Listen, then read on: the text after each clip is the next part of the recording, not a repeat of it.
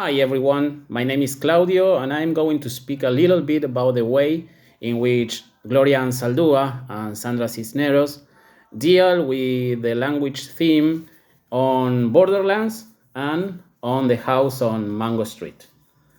Both authors put a strong emphasis on language. This is really clear, it's remarkable, and it's a clear issue all along the stories that they narrate because of the different barriers imposed to Chicanos living in North America. What is worth and valuable to say is that although it is difficult for both women to maintain their own language in a place that is not theirs, they constantly struggle to keep it since that means maintaining their identity, their personality, and their sense of belonging. Besides, language is a strong weapon of choice, which means that it's a powerful tool to defend themselves. But let's start with Ansaldúa. Throughout her writing, the Chicano author dedicates several chapters about her tough experience when speaking Spanish, in an English speaking country, obviously. But I will describe a significant chapter. It is called How to Tame a Wild Tongue.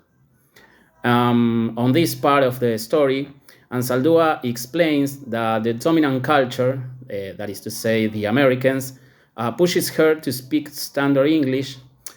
She used to be punished for speaking Spanish at school, and she was forced to take classes to get rid of her Spanish accent.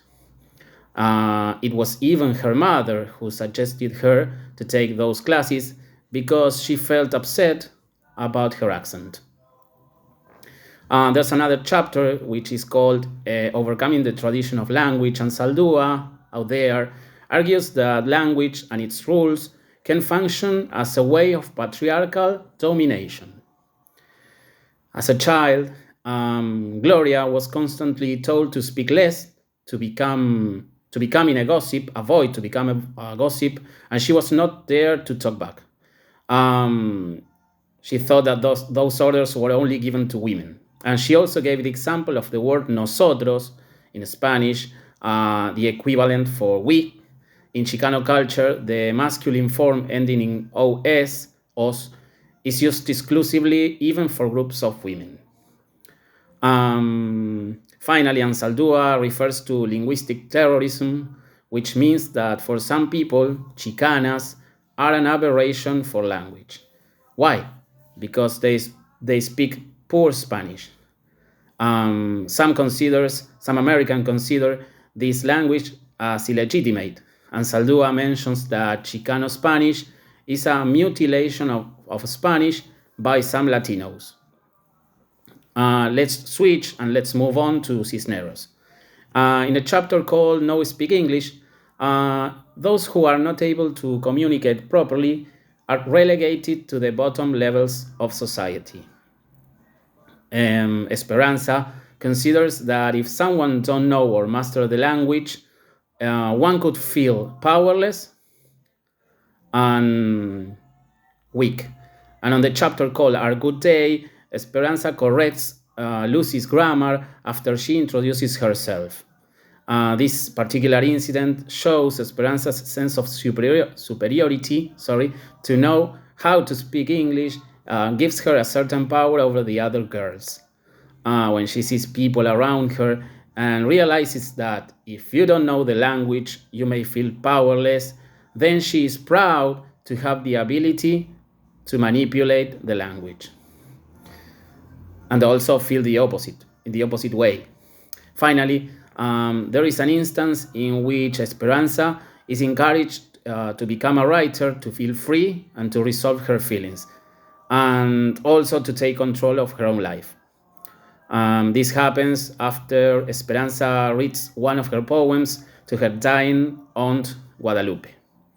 Out there, we can say that The House on Mango Street also explores the theme of language as power, since Esperanza has been given several opportunities that her parents couldn't access. She fights to assimilate into upper-class American culture, so reading and writing in English becomes her primary means of managing that struggle.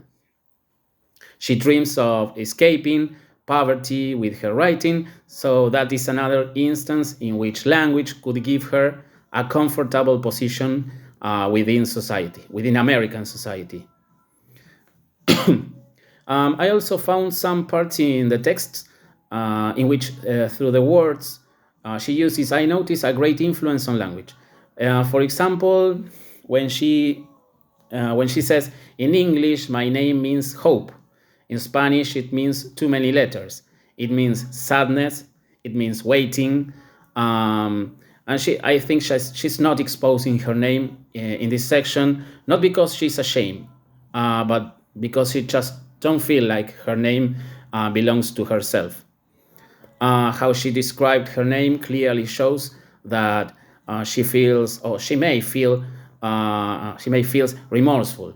All along both stories, I can find similarities as regards Gloria's and Sandra's perspectives, about language. But both refers to power. Language means power, and you must know the way you apply it. Language also means acceptance, and it is also a key to enter a new world, one in which the Chicanos are considered outcasts or strangers. However, I think both of authors, struggle against the dominant culture, those who keep pushing them to accept what it is already established. You come from another country, you must speak our tongue. That would be the rule. English, that would be the language. Neither Gloria nor Sandra have that in mind, and they constantly rebel against that awful idea. Okay, that was all. Thank you.